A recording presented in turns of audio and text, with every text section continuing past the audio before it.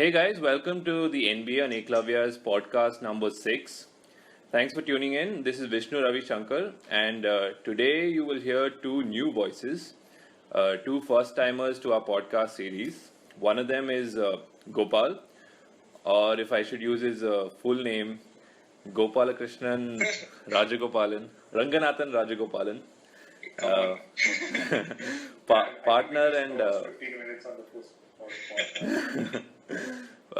partner, and he's a partner and co-founder of Ekalavyas, and the other is Jonathan Rego. He recently became India's first and only FIBA agent, and he's also worked with some leading sports management companies and has been associated with the Indian basketball community for a long time. So welcome to the podcast, guys. Thank you. Now on this podcast, we will talk about two broad topics.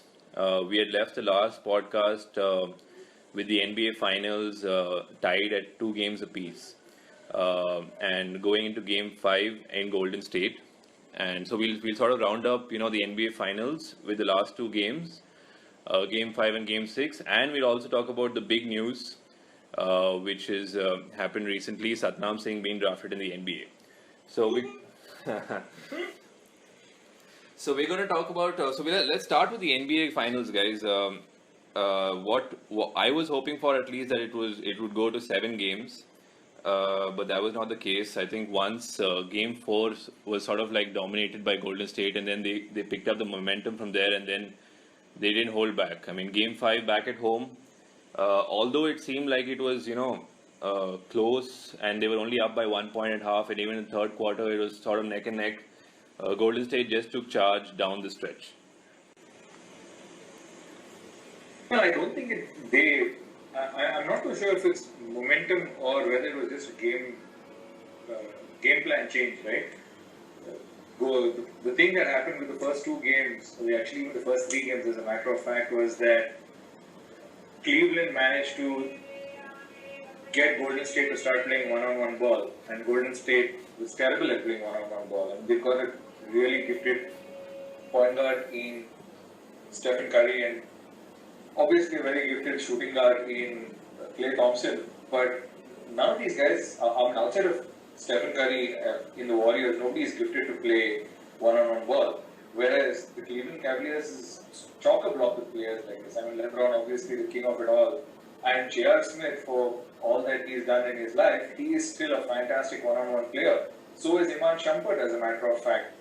So they were largely a one-on-one team, and they somehow managed to change Golden State Warriors' game plan and get them to play one-on-one ball for 3 games, which is why they went 2-1 up in the series.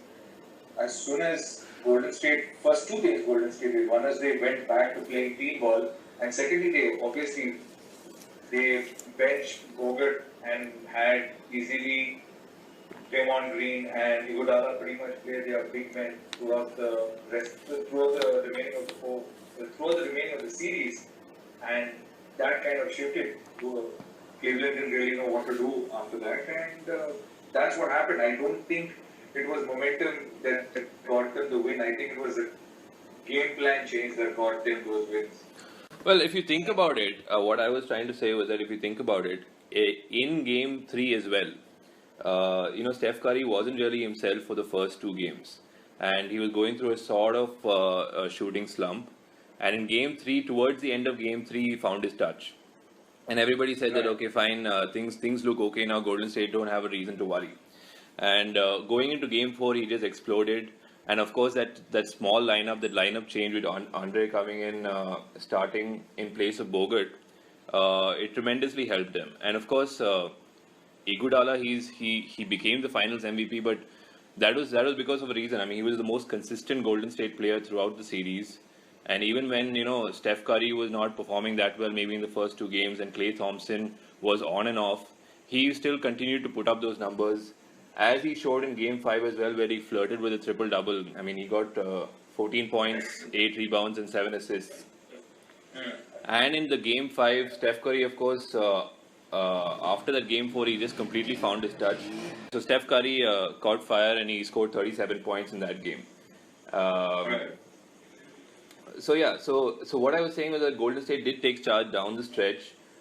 Towards the end, it just seemed like Cleveland didn't have the firepower to match up with Golden State. Although LeBron James did put up huge numbers, but I mean, this probably would have been a different series if he had his two All Stars with him. But unfortunately, he had to take up the entire load by himself. I mean, people like Dellavedova and the other role players can perform for a game or two, but then at a stage like this, you can't expect them to keep putting up those numbers every game. And that showed in Game 5. Dellavedova just had 5 points, and the only possible contributor apart from LeBron was Tristan Thompson, who had a double-double, 19 points and 10 rebounds. So there's too much to do for LeBron, and that really took a toll on him. Yeah, this is something that I would actually want even Jonathan to sort of help me understand. What is up with all these injuries happening? Because I mean, it's throughout the last couple of seasons we have seen all these players sort of fall one after the other. We have Derrick Rose, and he was the first guy, and all this media attention on him. Then we have Kyrie Irving, and then Kevin Love, and a whole bunch of players across teams. All these star players are sort of falling. So I don't know why. Is it because players have become weaker now? Because I remember in the 80s and 90s it was quite common for players to last an entire season, play like multiple seasons, 82 games, and then have a whole season after that. So what's the deal with all the injuries? Actually, I kind of disagree with you there. I think players are far more durable now. And I'll tell you what's the difference with olden times and this time. As a matter of fact, while it seemed like players in the olden days were far more durable, let's not forget that most of them retired way before what is considered a prime period, right? Like Larry Bird, I'm sure if he had the kind of medical attention, the kind of diet, the kind of exercise, and this is by his own admission, if he had that kind of the kind of diet, exercise, and medical attention that the players get now, he would have definitely played well into his 40s. He was never a great leaper. He was never the fastest guy on the court. So his body didn't have to take the kind of toll that it did in his prime. If he had played to his late 30s, early 40s, he could have been a solid contributor, something like what Duncan's doing right now. So while it seemed like the players of old were more durable, I think the fact is that they retired much earlier than players who are retiring now. For example, Duncan, like I mentioned, is now playing at 40. It's incredible. The reason why players nowadays, I mean, especially the bigger players are getting injured is simply because the toll the season takes on your body. If you just go by how many games somebody like a Kyrie Irving would have had to play this season, for example, 82 regular season games, then you have the preseason, which of course they don't really necessarily tax themselves, but you're talking about a preseason, then you're talking about the postseason, which is another 20-25 games, and these games are at the highest level. Plus, you've got games which you've got 4 games, 5 games, you've got 4 games in 5 days, or 4 games in 6 days, which for example, if your luck is not right, you end up playing 2 games on the road, 2 games away. It always takes a toll on your body. And as a matter of fact, players are getting bigger and getting stronger now, so it's even harder to go up against these players. So for somebody like Kyrie Irving, who's 6 foot change, for him to go up against centers who are 6'8" and built like an ox, will eventually take his, and he throws his body at these players, right? Kyrie Irving is crafty with his ball handling and the way he finishes at the rim, but at the end of the day, getting fouled the way he does, because he takes the ball to the rim, takes a toll on your body. He's not LeBron James, who's 6'8", 250 plus, who can take the beating. Yeah, the reason I bring this up is because I think that's the essence of this finals, right? Because if, like even Vishnu said, because injuries seems to have dictated the ultimate result here. Because all said and done, everybody sort of knew that Golden State would take it. Agreed, you had these moments where LeBron just sort of took over, but you could make out that, the fuel in his tank was sort of depleting, and I think by game 6 he was completely passive in the last few minutes. He had given up, I think. I don't think he gave up. I think he was gassed for sure. Yeah. But you also have to give credit to the supporting cast, right? One of the reasons why I felt they made such a long run without Kevin Love, I honestly didn't even expect them to come this far without Kevin Love. I thought they would have crumbled probably against the Bulls. But the reason they made it this far was because all their supporting cast peaked at the right time. To expect J.R. Smith to come out and do what he did, to expect Ivan Shumpert to show signs of his brilliance. Tristan Thompson has been historically a phenomenal offensive rebounder. So no surprises he came through there. Timofey Mozgov obviously was a revelation, but that he was a revelation immediately after the signing. And Matthew Dellavedova, the more they said that, the less it is, because there's a movie being made about this guy, which possibly, I understand, I'm not too sure, I think it's Mark Wahlberg or somebody who's being slated to play his coach, for example. So, these guys peaked at the right time, which allowed LeBron to kind of then take this team, which had no business being in the finals. I'm talking the supporting cast. I'm not LeBron, obviously, he had business to be in the finals. But the supporting cast, which has no business to be in the finals, to take this team and push the Warriors to 6 games, I think was phenomenal. And I still stand. Obviously, this may now seem like, Monday morning quarterback prediction. But I still believe if Cleveland held their ground in Game 6 and possibly won that, I think we would have had a different NBA champion, because I don't see anybody beating LeBron James in a Game 7. I still maintain this. So it was good for the Warriors that they got their act right and cleaned up stuff in Game 6, because if we had to go to Game 7, I think Cleveland would have beaten the Warriors. And I think that's where I need to ask both of you, because now what is the legacy of LeBron James? Because he's gone 2-4 in the finals. Because we've had comments on our Facebook page as well that, if it was Jordan, I know Jonathan Rego is that you don't like the mention of Jordan anywhere in the discussion because he's Jordan. But the fact is that if the argument that very interesting comments on our Facebook page as well, that if it was Jordan, he would have ensured that it had gone to Game 7. That is the argument being put. Actually, honestly, if it was Jordan, he would have finished it in 5. But that's me being biased. No. Okay, so this is how it seems this is how it is for me, right? Legacy wise, if LeBron had won this championship even with 3 rings, I think he was above Kobe, right? Because let's not forget, Kobe's first ring came with Shaq.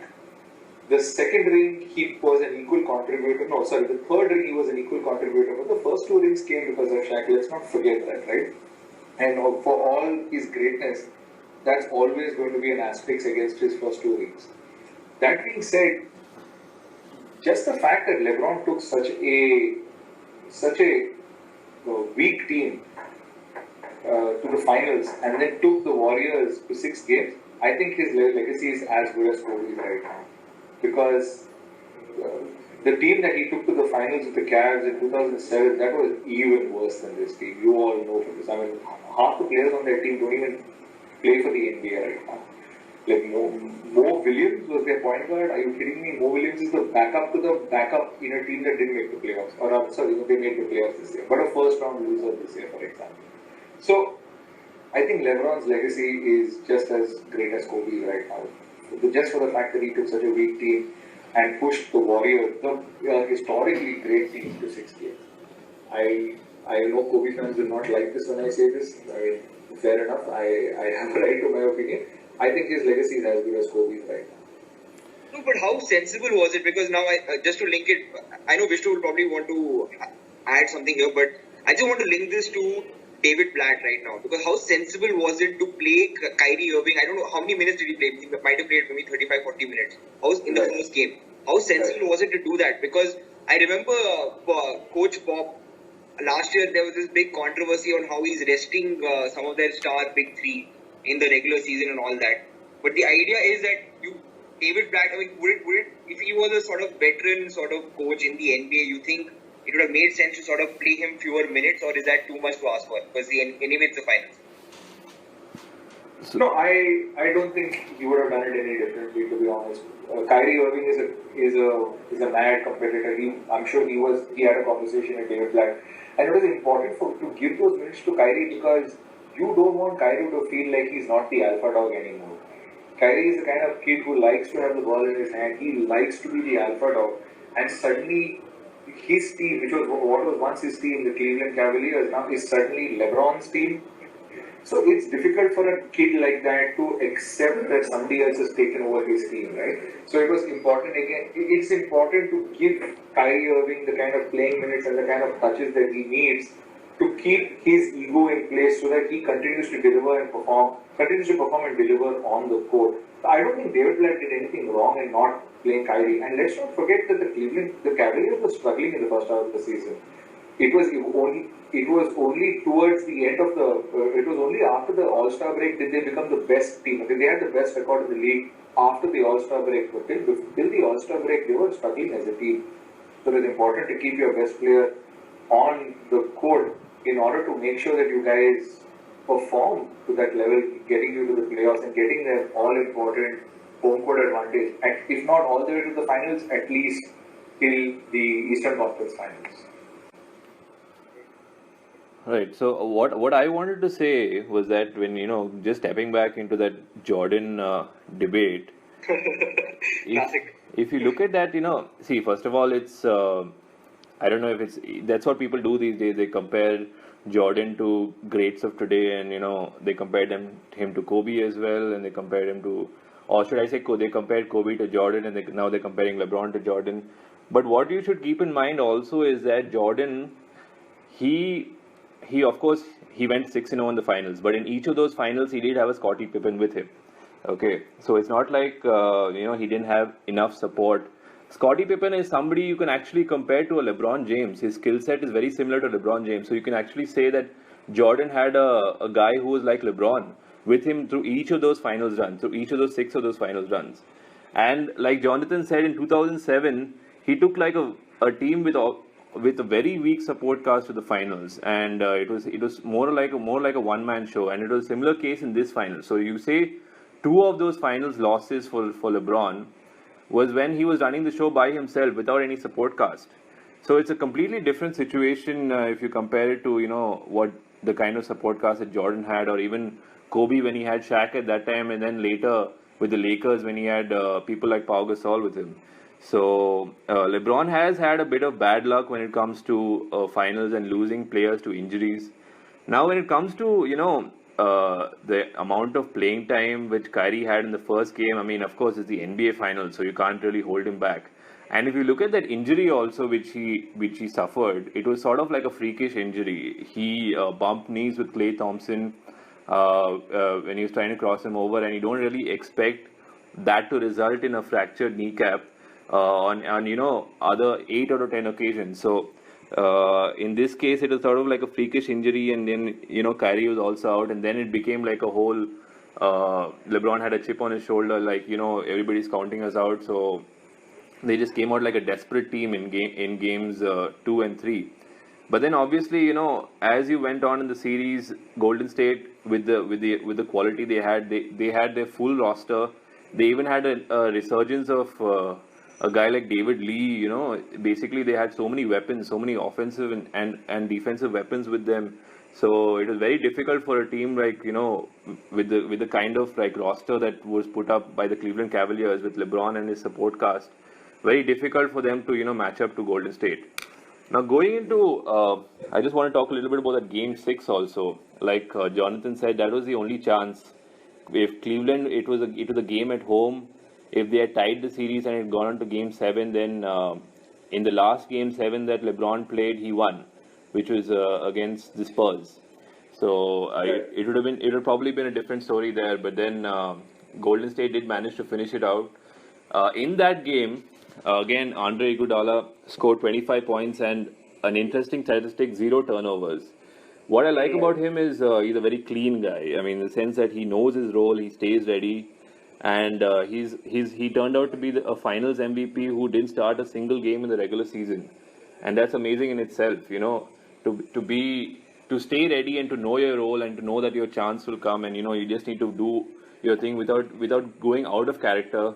Was something that he did to the fullest, and full credits to him for that. Yeah. I mean, first of all, just quickly back to your point with regards to Jordan and LeBron.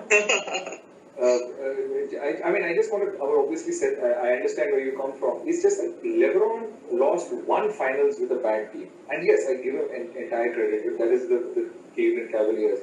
the reason why the LeBron-Jordan argument is moot is simply because LeBron lost 2 finals. There's one to the Mavs, one to the Spurs at his peak. So that's what I feel is going to be a bit of a hindrance in the LeBron-Jordan discussion always. And I completely agree with you that Jordan took the first year obviously is a different story, which was the 89 championship, the 90 championship. But the other 5 championships, yes, he did have somebody as solid as Scottie Pippen. Only difference between Scottie Pippen and LeBron is Scottie never had that scorers first, I'm going to destroy you, this is my team kind of mentality, which LeBron has. But I agree with Vishnu on 100% that Scottie Pippen is in every way, or rather was in every way, LeBron before LeBron. A 6'8" monster who just destroyed you both offensively and defensively. And offensively, obviously, he could save all that energy because he had Michael Jordan. Coming back to the Andre Iguodala point in the finals, let's not forget that Stephen Curry had a subpar finals, right? This is a man who is effectively he's a nightmare matchup for any team,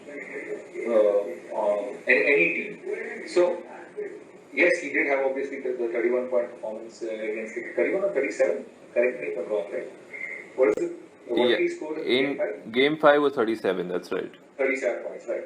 So, yeah, except for that, he had a subpar final. So, it was important, something like an and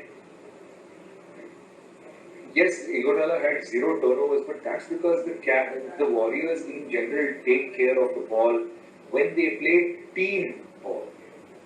So, if you notice the first two, 3 games, they had a whole bunch of turnovers as a matter of fact. They were not taking care of the ball properly. But simply because, like I mentioned earlier, they were playing one-on-one ball. They'd give the ball to somebody, they'd probably try and isolate and go one-on-one against the Cavs. And the Cavs, that's what the Cavs do for a living, right? They play one-on-one ball. So they know exactly how to counter you defensively. And LeBron's brought all his defensive understanding and knowledge from Miami to the Cavs. So everybody on that team now buys into LeBron's defensive mentality. LeBron brings that mentality saying, okay, we need to play both ends of the floor. So which is why they were hounding them. Like they, in my opinion, were absolutely destroying them on the defensive end. Which is, if not destroying them, they were making them extremely uncomfortable. And when the Warriors then decided to shift gears, move into A, small ball, B, continue bringing back that team ball that got them that fantastic regular season record back into the fray, that's when they started taking care of the ball so much more because now their passes were crisper, their movement was far better, and they were constantly looking and finding the open man. There were some plays in that game 6 that were just phenomenal. Yes, a resurgence of David Lee as well, but it was because they started moving the ball better, they were able to take care of the ball better. And obviously, like you said, give all credit to Andre Iguodala for being a Finals MVP in a Game 6 and 0 turnovers in the Finals. Wow. Yeah, and also a quick mention about Draymond Green. He had a triple-double in that Game 6, and he's going to be a big free agent this summer, and he's going to have a lot of suitors. I don't know. I think he might come back to Golden State, but just to because of that championship and that the brotherhood that he shares with his teammates. But this is a guy who is really undersized for his position, and he's just the ultimate competitor. The spirit that he shows on the court is something that everybody can learn from. Yeah, I actually think I don't think anybody's talking about this. Obviously, you guys will know in detail, but Golden State Warriors now could well be a dynasty in the making. Because if you look at, their core is what? I think Klay Thompson is 25, Draymond Green is 25, right? And Steph Curry is, 26, 27. So if their core is intact, you could well talk about Golden State as well winning multiple rings. Because 67 wins this season already. So they're quite close to, I don't want to again commit Jordan blasphemy, but 72 doesn't seem too far away. Yeah, yeah. 72 doesn't seem far away, yes, but to get to 72, okay, let's also understand this, that with all due respect to Jordan and his greatness, the East was terrible in the 90s. Let's not forget that, right? So, to get to 72, you need that many teams to be that bad. For the Warriors to get to 72, if they were in the East, I know for a fact they would have got to 72. It was not hard. We are talking about 3 more wins over 3 more losses. They could have done it this season, but the fact is they play in the West. And the West is only going to get stronger. Especially with the trade rumors that are floating around, with these big names moving around, the West is only going to get stronger. So I don't think 72 is possible. With regards to Draymond Green, I agree with Vishnu. I don't think he leaves the Warriors, right? For 2 reasons. One is because, like you said, there's this great camaraderie, brotherhood, and this obviously championship winning pedigree that comes with playing the Warriors. Steve Kerr's a great coach. Steph Curry being the alpha dog on that team doesn't behave like an alpha dog. He's constantly willing to give somebody else the credit if that person is playing well. All you need to do is look at his expression when Klay Thompson went off for 37 points in the quarter. After a while, Stephen Curry is like, man, I don't know. Like he almost did a version of the Michael Jordan shrug, but with somebody else being on fire, there's a very famous clip of him. So that's one of the reasons why I think Draymond Green doesn't leave. The second reason I think Draymond Green doesn't leave, and this is something I think a lot of people overlook, is that Draymond Green has a specific set of skills which are complemented with this team. I genuinely think, I respect Draymond Green. I think he is a phenomenal player. I think he does so many things so well that it's hard to slot him into a position. But let's not forget that Draymond Green also Draymond Green grew into the player that he did because of the environment around him, because of the way the team is set up. Until he finds a team that has a similar setup and a similar environment, it's going to be hard for him to succeed. For example, put Draymond Green on the Memphis Grizzlies as in the current scenario that they are, and he's not going to be able to do the things that he does because he won't have that kind of leeway around the basket and in the paint simply because of the presence of Randolph and Gasol. He will not have that kind of leeway in the paint, which is where he does a lot of his damage, like he does with the Warriors. Or, for example, put Draymond Green on another team with bigs. For example, put Draymond Green on the Cavs. Obviously, it'll have to be a give and take with a Tristan Thompson and a Draymond Green, but he's not going to have that kind of liberty to do the stuff that he did with the Warriors. So, as great as his season was, let's not forget that one of the reasons Draymond Green succeeded the way he did was because he had a team and a system around him that allowed him to become the player that he is. Without the system, Draymond Green will be effective, but definitely not championship level effective like he was with the Warriors this year. What about Cavs? Because now we are already watching in the news how LeBron James is going to take a wait and watch approach. So we think the Golden State is going to maintain their core, but what about the Cavs? Are they going to disintegrate again, or is LeBron coming back? What do you guys think about that? I definitely think that LeBron is coming back. I mean, it's an opt-out of a contract purely from, I think, the contractual perspective. He's just going to wait and watch, but he's definitely going to come back. And I think Kevin Love is also going to come back. And Kyrie Irving is going to stay there. So, in this team, see, what we need to understand is that, Kevin Love not being there in the playoffs also sort of helped them in a way because Tristan Thompson got a lot more playing time, and then their offensive rebounding became really solid with Mozgov and Tristan Thompson inside. So with Kevin Love coming back and into the starting lineup, they'll probably have to follow a different kind of approach and use his scoring a lot more and complement him with the offensive rebounders that they have. But if this team, if it manages to remain healthy next season, I think you can see a return deep into the playoffs for the Cavaliers. I don't think Kevin Love coming back. You can quote me on that. I don't think he's coming back. Simply because It's a wonderful thing to think of, right? For a basketball fan, like wow, Kyrie Irving, LeBron James, Kevin Love, all on one team. I'm sure that's how the Cleveland Cavaliers management thought about it when they signed. I mean, I'll admit it. Even I thought it was going to work, but let's call it as it is. I think the Kevin Love experiment did not work because they didn't use Kevin Love the way he's supposed to be. Kevin Love's an inside-out player. With the Cavs, he just became a shooter on the outside. And there are so many other people you can do that with in the league at a much cheaper rate. Kevin Love is an all-star who can command max-level money. With obviously, he's not going to be able to command it next season simply because he didn't perform with the Cavs. Unless the team decides, that really the performance of the Cavs was a blip, with the Cavs was a blip, and I can still pay him max-level money. But Kevin Love is a max-level player. The Cavs will not be able to match an offer. If another team throws, and realistically, you can easily throw $100 million or 80 to $90 million for a 5-year contract. That's what Jimmy Butler just got offered by the Bulls.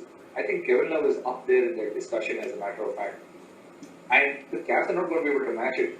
So for the Cavs, if they can get Kevin Love at a speed, great. It's not going to happen because the emergence of J.R. Smith and give Iman Shumpert another season. The emergence of these players, Kevin Love becomes he becomes what's the word I'm looking for? He becomes redundant, consistent. Yeah, he becomes redundant, and this precisely also because of what Vishnu said, that the emergence of Tristan Thompson.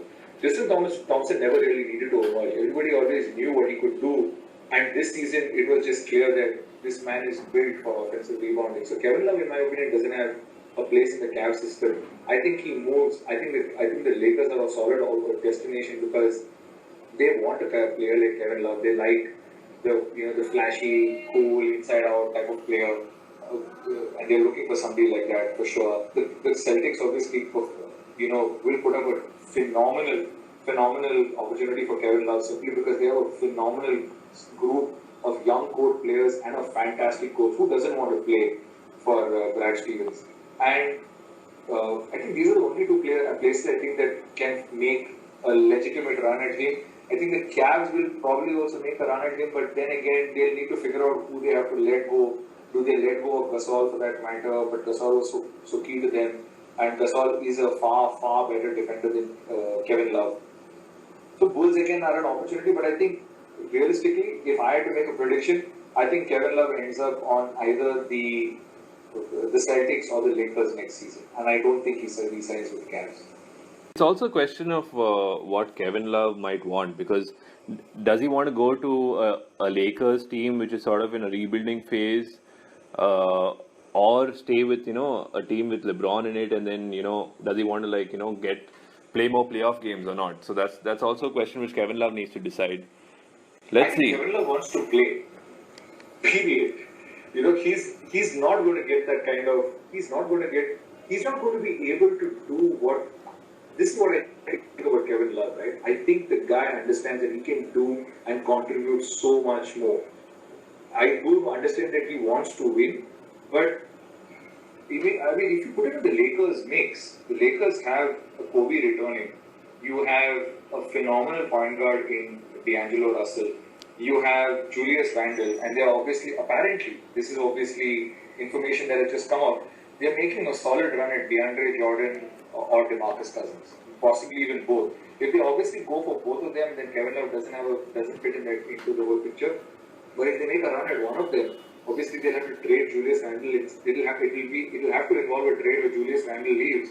But then suddenly you're talking about a potential starting lineup of Russell, Kobe, Love, and either Cousins or Jordan, and you throw in a fifth player there, and that's a solid starting lineup. That's a lineup that can make some noise in the West. At least make the 6th seed in the West, very realistically. So I think Kevin Love wants to play, and with the Cavs, I don't think he's going to be able to play. There is no place for him in that system, especially after, I know I'm repeating myself, but the emergence of J.R. Smith, Iman Shumpert, and Tristan Thompson, I don't see what Kevin Love can bring to the table to the Cavs. Yeah, but you know what? J.R. Smith also is one of those players who keeps emerging every year. Okay, so I know that this season has been perhaps much better than what it's ever been for him, but I'm not a big fan of J.R. Smith because I still think that he's not reliable. Not necessarily. Sorry for interrupting, but there was an article that came out about a month and a half ago where it spoke about how much work he's put in this season to get serious. As a matter of fact, I don't know whether, obviously you guys have been following, but this kid's gotten serious. I mean, he's the man who, he now goes to bed at 10 o'clock in the morning.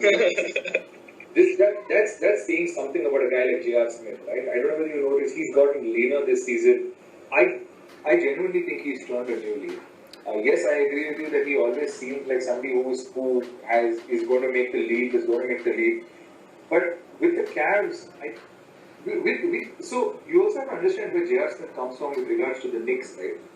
In the Knicks, everybody knew Carmelo was the man, but Carmelo would obviously often go into these funks, and then J.R. Smith wasn't sure whether he was supposed to be the man or wasn't supposed to be the man.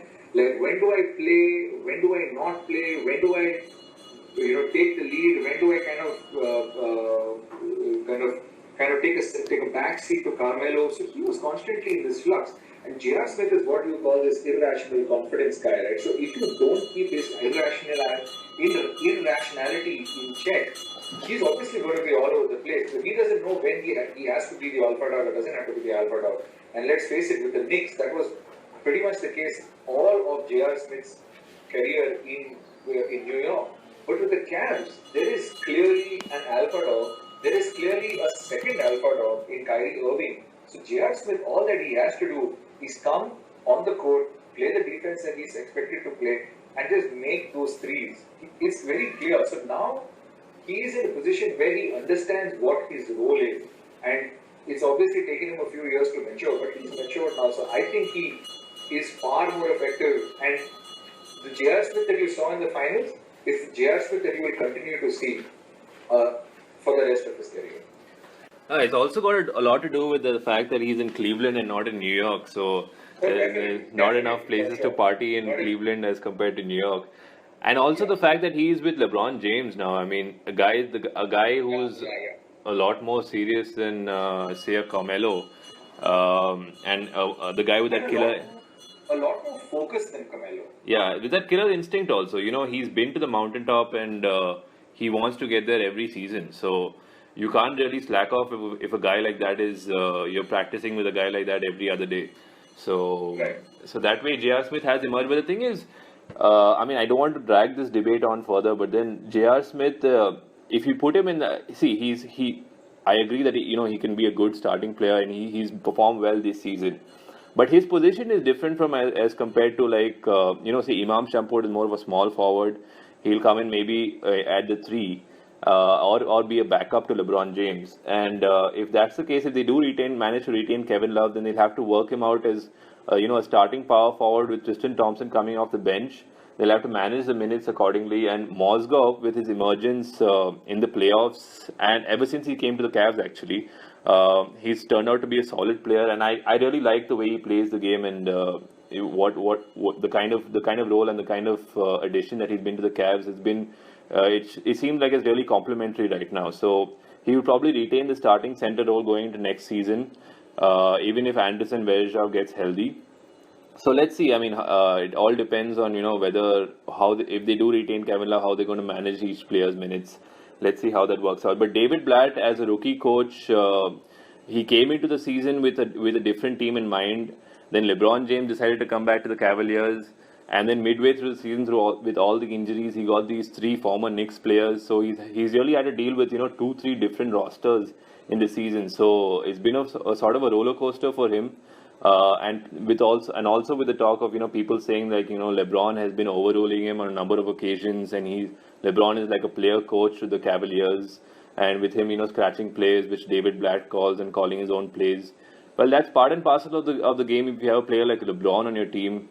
He knows the game and he's sort of like a coach on the floor as well. So let's see. It's going to be an interesting season next year for the Cleveland Cavaliers. Yeah, it's sorry, Jonathan, just to sort of, it's a very sort of interesting trend. I don't know, you guys have to confirm it with me that the NBA generally has acquired a sort of a more refined touch over the last one season. A lot of it has got to do with Stephen Curry's style of playing, where he's highly skill oriented, doesn't really look the babyface assassin as they call him, I guess. And also these coaches, David Blatt and Steve Kerr, I think they are more of the soft-spoken guys. I know Steve Kerr has got his share of technical this season, but they are both like these softer guys who let their players sort of express themselves more freely. So I don't know if this is a larger trend of how the NBA is slowly moving from the old rough and tumble style of the 70s and 80s and becoming a more, highly skill intense and free-flowing sort of league with international players and a whole bunch of stars from all over. Sort of, I don't know if that's a larger trend. You don't have to not know. That is the larger trend. It's a fact. Yeah. There is increasing reliance on skill specific players right now. And this kind of ties into what I wanted to add to Vishnu's point here, because here's another prediction of mine. If the Cavs retain Kevin Love, expect somebody, because like you said, and you said rightly, if Kevin Love is retained by the Cavs, Tristan Thompson will have to come off the bench. And while Tristan Thompson has historically come off the bench, this season, especially with his performance in the finals, he's clearly proved that he can be a starter. So while he has his sort of allegiance towards the Cavs organization and to LeBron, expect other teams to throw buckets of money on this guy. Because, and again, this ties into Gopal's point, he brings a unique set of skills that is almost absent in the league. There are three or four elite offensive rebounders. Like, Tristan Thompson's a beast on the offensive glass. There's a good, the odds of Tristan Thompson getting an offensive board are just as high as Stephen Curry hitting a three, a wide open three. That's the consistency and the rate at which he puts on offensive rebounds. So there are at least 10 teams I can think off the top of my head who would want a beast of an offensive rebounder like Tristan Thompson simply because they lack the offensive rebounding or they lack the rebounding skills. So if Kevin Love gets signed again by the Cavs next season, I expect somebody to throw a bucket load of money at Tristan Thompson. And to add to Gopal's point, the whole idea of the NBA moving to becoming a more skill-oriented league, that's been evident over the past 10 to 15 years, right? And there was even more so now because the people we are talking about, for example, in this podcast, whether it's an Andre Iguodala or whether it is a Draymond Green or whether it's a Klay Thompson for that matter. Klay Thompson was a nobody a couple of years ago. Now suddenly, one of the skills that allowed him to blossom was the fact that he could make his shots off the dribble and could shoot at an incredible rate. So these are all talents and skills that these people bring to the table, and obviously, like you mentioned, Tristan Thompson, there are skills that these people bring to the table that are becoming more and more valuable in the NBA, rather than somebody who can just bang bodies inside. Somebody like a classic Zach Randolph, even Zach Randolph had to start slowly developing that 15 to 18 foot jumper so that he became more effective. Otherwise, till about 8 years ago, he was just a guy who had his back to the basket and like a brilliant back to the basket player. Now suddenly you can see Zach Randolph taking the ball to 15, 18 foot or 20 feet and making those shots consistently. So yes, I agree with you, Gopal, that there is, and it's been so for a very long time, that there is a shift towards being a more skilled league rather than just a league that hustled and beat you inside the game. Yeah, so I have a related theory on this. Just to build on it, I think that the NBA has some theories. Yeah, because I think the NBA has sort of saturated in terms of what is possible physically, in terms of athleticism. And I actually think that there's a larger narrative also, specifically with respect to Steph Curry. Because I think he's like this, the evolved point guard, where all these guys, Kyrie Irving, Derrick Rose, John Wall, need to sort of look at him and learn from him. They've already started doing that. We have already seen him sort of tweet publicly that, Steph Curry the stuff that he's doing is like off the charts. And I think they totally realized that even Derrick Rose, the injuries that he's sort of gone through, because Derrick Rose, 2 to 3 years ago, he was the point guard in the league. But he's sort of like a Rafael Nadal, where, physically you can only do so much for so long before your knee gets busted. It's as simple as that. So I think that that Steph Curry is going to be one of those point guards who has changed the position. And also to tie it to the Indian angle, because whenever I talk to all these Indian players, earlier they used to always say that our role model was Kobe Bryant or LeBron James. But now increasingly you're finding all these players. And Jonathan, one of them you might remember, we saw him in Cochin as well, the Punjab shooter. Right. What's his name? Bhullar Arshpreet. Arshpreet Bhullar. Yeah, so even the moment I asked him who's your favorite player, it's like Steph Curry. Right. And that's something that I think Indian players are sort of looking up to in terms of this is something that we can aspire to do, because anyway we like shooting the ball a lot because we're not physically, we don't like driving it. So I think Steph Curry is going to have a huge impact on the way the point guard position is played. I think Bob Cousy started it off when he was the whole flash and behind the back, and then it moved on to maybe Jason Kidd or Steve Nash, who could sort of hit a very high percentage. But then Steph Curry, I think, does everything very well, and it's tough. I don't know how he's going to improve next season. That'll be scary to just think that he's still 27 and he's going to get better for the next 2-3 years at least. Yeah, and he's saying that he hasn't hit his ceiling yet, so you don't know what to expect next. Yeah, I think one thing that Steph can do is definitely get stronger. He's already a beast in the gym. He has the second highest deadlift in the entire Golden State Warriors team. Can you believe that? Did you know this about Steph Curry, guys? Yeah. We read about it. This is after who? After Ezeli? Draymond? Ezeli. Okay. Steph Curry can deadlift 400 pounds. That is just beastly. But I'm sure one of the things that Steph Curry is definitely going to do is put on a little bulk on his frame, because that will allow him to take a little more beating when he goes to the rim. I think that's the part of the game. I think that's the only chink in his armor. It's a very, very small chink because he's so crafty. He doesn't really need to get that strong. He'll figure out a way to bend and twist and contort his body to get around the big man. But if there is a slight chink in his armor, it's the fact that he takes a lot of beating when he goes up to the rim, and he can definitely put on maybe about 5 to 8 pounds of muscle on his frame that will allow him to sustain the kind of beating that he takes when he takes the ball to the rim. That's the only point, or that's the only place I think he needs to improve. Yeah. And another sort of storyline that I think, because I mean, you know me, I like to tie everything to India as far as possible. So I think another sort of storyline which is going to really impact young basketballers in India is the fact that these two Australian players on either team, Bogut and Dellavedova, have sort of performed and sort of made their mark. Because I think Australia as a continent has not really had a huge impact in the NBA. I'm sure in the Spurs also had that... Patty Mills. Yeah, even he's Australian. Even he had an impact. But now you have two of these Australian guys coming in and performing in the same finals against each other. And I think that also matters, knowing that Australia is this cricket crazy country. So I think there is another that angle of showing that, Indian kids, you don't need to be athletic, but you can still show heart, because that's what Dellavedova and Bogut are. I mean, they're not athletic, but they are effective. So I think that's another sort of thing. A combination of Stephen Curry, Dellavedova, and Bogut is the kind of role model that Indian basketball players can aspire to. Yeah, speaking about Australian players in the NBA, of course, during Jordan's time also, the big center on his team was Luke Longley, who was Australian, and he didn't win a couple of championships with Jordan. But like you said, last year with Paddy Mills with the Spurs, he was phenomenal for them.